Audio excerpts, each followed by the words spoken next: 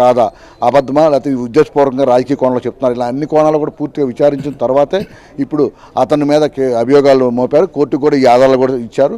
అందువల్ల ఈ ఆధారాలన్నీ వచ్చే తర్వాతే పకడ్బందీగా అతను అరెస్ట్ చేసేందుకు ఈరోజు ఇంతమంది బృందాలు అతని నివాసానికి చేరుకున్నట్టు చెప్తున్నారు. అధికారులు అయితే చాలా స్పష్టంగా చెప్తున్నారు, ఇందులో జోగి రమేష్ పాత్ర ఉన్నట్టు తాము ఆధారాలు సేకరించాము, దానికి అన్ని విధాలుగా కూడా కోర్టు కూడా ఆధారాలు ఇచ్చిన తర్వాత అతను అరెస్ట్ చేసినట్టు కూడా చెప్తున్నారు. అయితే అధికారికంగా ఇంకా విచారణ కూడా పూర్తి చేసిన తర్వాత ఈ వివరాలు వెల్లడిస్తామని కూడా ఎక్సైజ్ శాఖ అధికారులు చెప్తున్నారు. పవన్ రైట్ ప్రసాద్, మొదటగా ఎవరు అరెస్ట్ అయినా ఏ కేసులోనైనా ఫోన్ చాలా కీలకంగా ఉంటుంది. అంటే ఫోన్ ఇప్పుడు సీజ్ చేసే అవకాశం ఉందా? ఫోన్లో చాలా డేటా కావచ్చు, వీళ్ళు మాట్లాడుకున్న సంభాషణలు, లేదంటే కాల్ లిస్ట్, గూగుల్ టేక్అవుట్, ఇవన్నీ కూడా ఇప్పుడు ప్రస్తుతం ఏ కేసులోనైనా చాలా కీలకంగా మారుతున్నాయి. కాబట్టి ఫోన్ను సిట్ అధికారులు తీసుకునే అవకాశం ఉన్నదా?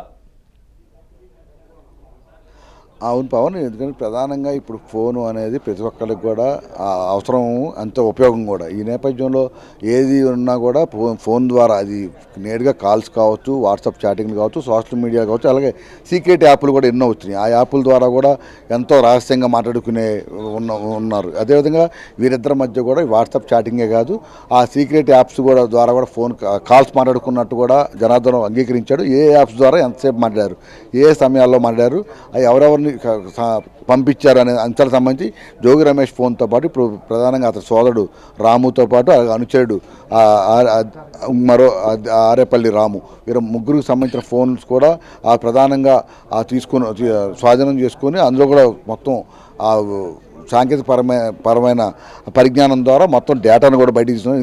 ఈ మధ్య డిలీట్ చేసిన డేటాను కూడా మళ్ళీ తీసుకురాగల టెక్నాలజీ అందుబాటులోకి వచ్చిన నేపథ్యంలో మొత్తం గత కొంతకాలం ఈ 2022 నుంచి ఇప్పటి వరకు ఎంతవరకు సమాచారం తేగలిగితే అంత ఫోన్లో కూడా మొత్తం డిలీట్ అయిన డేటాను కూడా తీసుకునే అవకాశం ఉందని కూడా చెప్తున్నారు.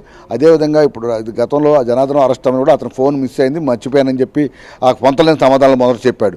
అయినప్పుడు ఫోన్ లేకపోయినప్పుడు కూడా ఫోన్ నెంబర్ ఆధారంగా అతను సోషల్ మీడియా అకౌంట్స్ ఆధారంగా ఇదే టెక్నాలజీని ఉపయోగించి చాలా సమాచారం కూడా సేకరించారు. ఆ సమాచారాన్ని ఎదురుపెట్టి పదే ప్రశ్నించిన తర్వాతే అతను అప్పుడెప్పుడు ఎవరెవరిని కలిసారు, అలాగే స్పిరిట్ ఎలా కొన్నారు, ఎవరి ద్వారా కొన్నారు అనే అంశాలపై కూడా బెంగళూరులో ఉన్న బాలాజీని కూడా అరెస్ట్ చేశారు. ఇతనికి స్పిరిట్ పంపిణీ చేసినట్టు కూడా పోలీసులు నిర్ధారించుకున్న తర్వాతే అతని తండ్రిని కూడా ఇటీవల అరెస్ట్ చేయడం జరిగింది.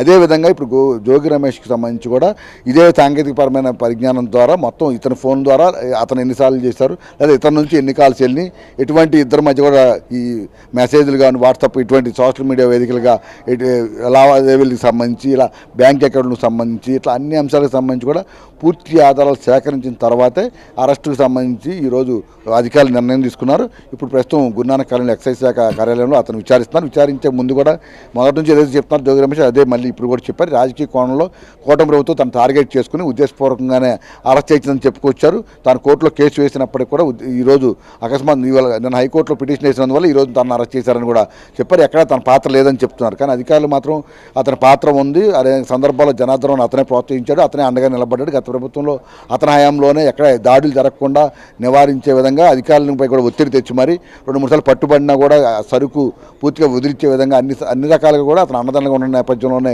ఈ మొత్తం వ్యవహారం నడిపినట్టు జనార్దన్ చెప్పుకొచ్చారు. అంతేకాకుండా ఇంకోటి ఏంటంటే అందరూ ఆశ్చర్యపోయే విషయం ఏంటంటే కూటమి ప్రభుత్వం వచ్చిన తర్వాత అతను నకిలీ మద్యాన్ని కొంతకాలం ఆపాలని నిర్ణయించుకున్నప్పటికీ కూడా మళ్ళీ జోగి రమేష్ ప్రోద్బలంతోనే అతను ఒత్తిడితోనే మళ్ళీ మొదలుపెట్టినట్టు కూడా అతను ఒప్పుకున్నాడు. అంటే ఇదంతా కూడా రాజకీయ కుట్రలో కూటమి ప్రభుత్వంపై ఉద్దేశపూర్వకంగా ఈ నకిలీ మద్యం మొత్తం నింద మోపేందుకు. ఎందుకంటే గతంలో మనం చూసాం, మొన్నటి వరకు మద్యం కుంభకోణానికి సంబంధించి ఇప్పటికే మిథున్ రెడ్డి, చెవిరెడ్డి భాస్కర్ రెడ్డి వీళ్ళందరూ కూడా ఏవనగా ఉన్న రాజిరెడ్డి, కేసిరెడ్డి వీరందరూ కూడా జగన్మోహన్ రెడ్డికి అత్యంత సన్నిహితులు. ఇప్పుడు ఆ మొత్తం కూడా తాడేపల్లి ప్యాలెస్ వైపు చుట్టూ నడుస్తుంది.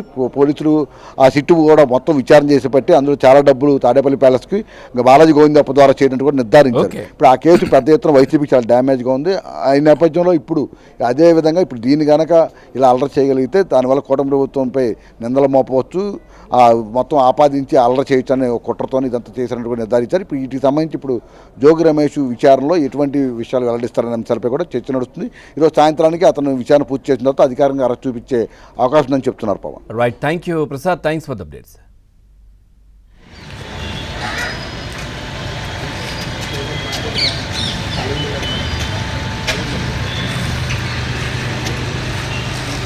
ఇప్పుడే బస్ చెప్పేసి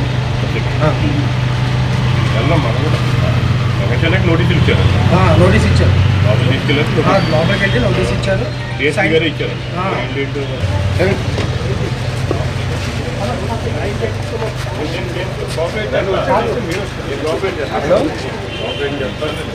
హలో